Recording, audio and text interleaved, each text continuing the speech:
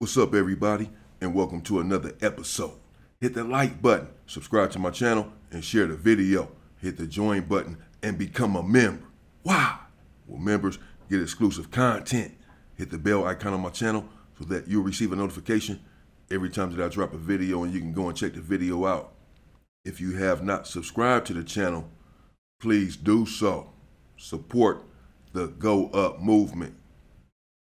Let's get into it. This story takes us to the Los Angeles County Jail. This transpired in the early 1990s, where I do recall that Lil Dirt Rock from 11 Deuce Hoover, my homie, rest in peace, he was there. The homie Big Trey something from A. Trey Hoover, the OG homie who been locked up for like 30 years or something. He was there, and the neighborhoods were there, and the Hoovers were going back and forth with the neighborhoods, even at this time in the Los Angeles County Jail. At this juncture, when this incident took place, things had sort of quieted down amongst the Hoovers in the neighborhoods. There were squabbles here and there, but not a lot of bloodshed, not a lot of knife play. They were trying to come to terms with their situation, that they had to coexist, and let's just try to get along for the sake of it. We all fighting cases, trying to get home or what have you. And so they really almost had a ceasefire at this time. Almost. Again, there were still some scuffles periodically. At first, they were going at it viciously. A war was brewing and then had ensued. A war had took place between the neighborhoods and the Hoovers in the Los Angeles County Jail. After the war, a bit of a war, I'll get into that one day, things had quieted down and cooler heads had prevailed, and now everyone is essentially getting along. The neighborhoods that they got there in the Los Angeles County Jail at this time in the module, well, they were on the 3,000 floor. They were not any busters. They were some strong dudes, some reputables. And so they were always prepared for the funk as well. Things had quieted down because both sides were satisfied that no one had really lost whatever the war was, and let's just move on. And that's what they had done. But then, there on the street, I recall, the neighborhoods had unalived one of the homies. The homie that they unalived, the Hoover, they unalived the Hoover. The Hoover that they unalived was a strong dude, a reputable, a OG Hoover. I'm not going to get into that right now because it went crazy over this situation. And the word, of course, had come to the Los Angeles County Jail and to prisons and everything else, what had happened to the OG homie. And he was done viciously, and people were upset. Again, most of the time, for the most part, whatever happens on the street, it stays on the street. If you have enemies on the street, opposition, if you have qualms or quarrels with anyone on the street, you have to leave it there. It's like, man, they on the street, leave that shit on the street. We in here now, we in jail, we trying to program and get home. We take care of whatever we need to take care of in here, but we don't want to bring any extra trouble upon ourselves because of some personal beef you had out here on the street. So normally it stays out there. But there is the rare occasion where something happens on the street and it trickles into the system, to the jail system. This was such an occasion. When the word came down, what had happened to the OG homie, the homies in the Los Angeles County Jail, the Hoovers were up in arms. They were upset and put off and wanted revenge. Well, they wanted blood, to put it simply. They really wanted to off someone in retaliation for what had happened on the street. And not long after the OG homie was laid to rest, the homies came out, and the OG homie from A. Trey, he made it simple. He just said, they were right there inside of the little room where you come back and you wait inside of this room. I've explained it before they send you back down a tier to your cell. So everyone has congregated inside of this room, but there are all sorts of people inside of this room. So you have to sort of talk clandestinely. You have to speak low if you don't want it to get out what it is that you're saying. The homie is emotional and he's upset. Consequently, he's talking a little loud. And he says, man, we gonna get off, bro. We gonna get off on the neighborhoods. That's it. We ain't gonna talk about it. Ain't nothing to talk about. When I come out tomorrow or whatever, I tell y'all how we gonna do it, when we gonna do it. But just know, just prepare yourselves. We getting off on these fools over what happened to the OG home. Fine. No one is going to resist the OG homie who's making this call. Plus, everyone is upset, and they're good with that. They want blood as well over what happened on the street. However, someone overheard the homie say this.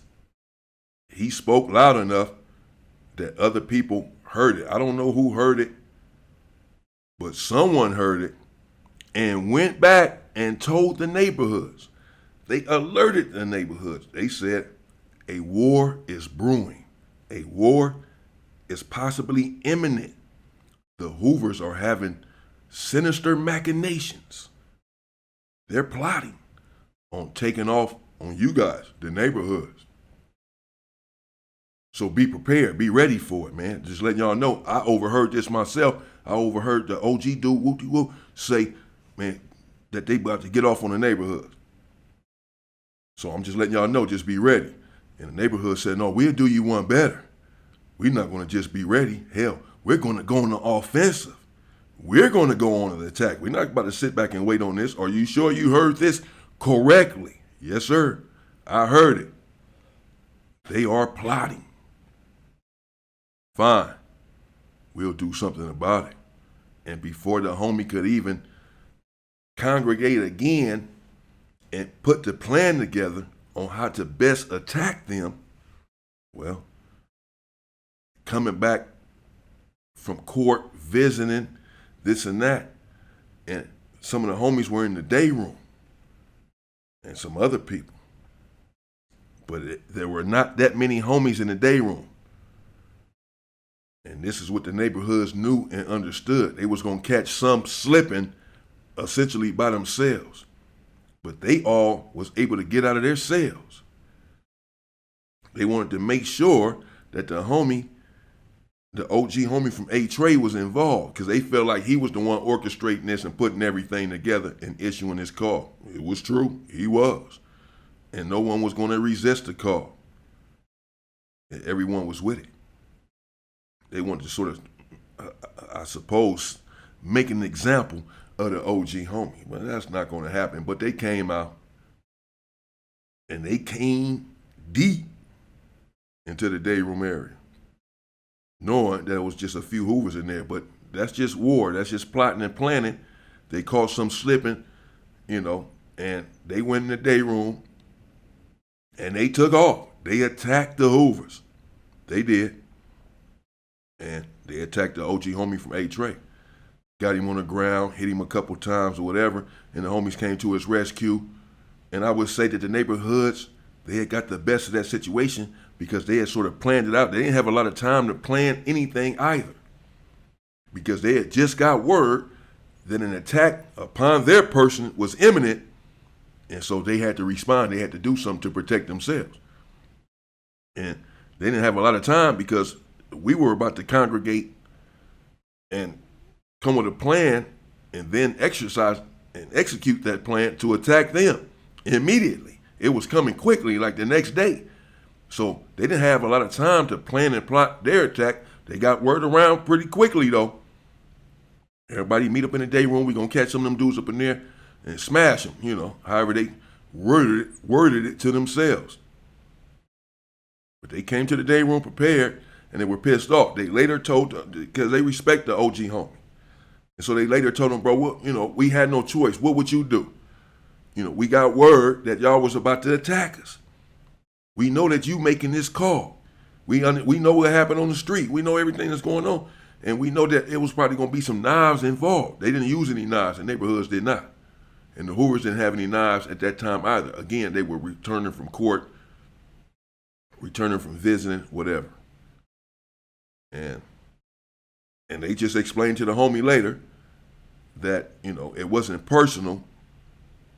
Now, when they're explaining this, they're inside of the hole or whatever, and they just talking outside of the bars. And they just saying, man, we got word. Is it true? Was y'all about to attack us? Did we jump the gun? Did this dude come to us and lie and say that he overheard you and the other Hoovers with their sinister machinations? Was that true? Or was he embellishing or even fabricating the story? Because if so, we in violation. We were wrong. Because we essentially had a ceasefire just now.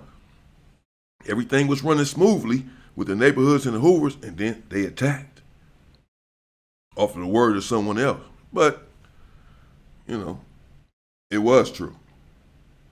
The dude that came back and said what he said, he was right on point. Machinations were, taking place. Plotting was taking place. An attack was imminent upon the neighborhoods. So, really, they did what they had to do. They came in there and they got off first. And they got the best of the few of the homies that was in the day room. They outnumbered the homies, and they were some strong dudes, and they were angry too. The Hoovers had to respond. Now, I was going to do a separate video on the Hoover response, but I'm not. It doesn't even matter, because this is not a competition. It's not about going back and forth and all that. I'm just telling you this story about something that happened that transpired. This is the one that came to mind. In telling this story, I don't necessarily have to tell about the response. Just suffice it to say that a little war followed for a month or so, where it was pretty much on site with the neighborhoods, because the homie that they had attacked, as I said, the OG homie, he was powerful and had enough power to make the call to take off on them. And they didn't really do him right. They did him kind of wrong. And this upset everyone in the car.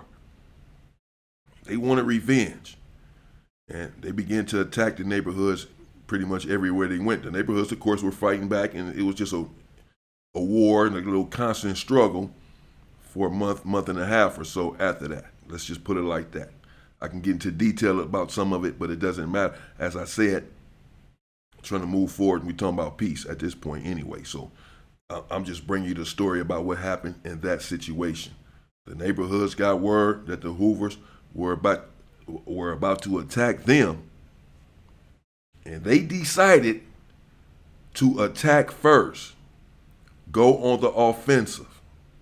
They did just that. They went on the offensive, attacked the Hoovers. They're in the day room in the Los Angeles County Jail.